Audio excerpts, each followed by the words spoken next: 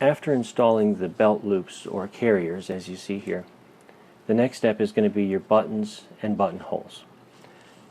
Now what I like to do is mark where the buttonhole is going to go, install the buttonhole with a machine, and then zip the pants up and lay it over where it lines up, make a mark through that buttonhole to where the button is going to be, and then just stitch the button in place where it belongs.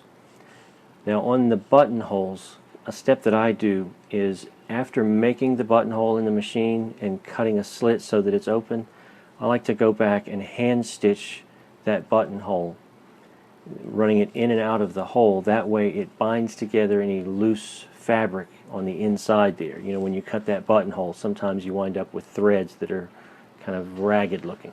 So that prevents that.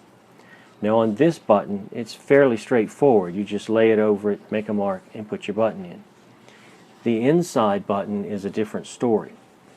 Because it's inside the pants, it winds up right about here.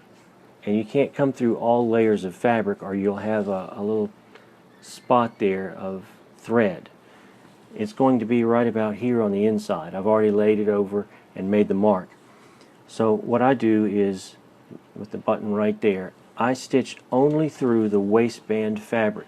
Now there's a stiffener in this waistband. I go through that, and that'll hold that button very nicely. But if you're not careful, you'll come through out here and it'll be really ugly. You'll have a little spot of thread and it'll pull on the front of the pants and it will just look bad. So again, only go through the waistband on the inside button. You have to kind of get your hand up in there and pull the needle through. It's a little tricky, but the results are much better. That way you don't have anything ugly there on the front of the pants.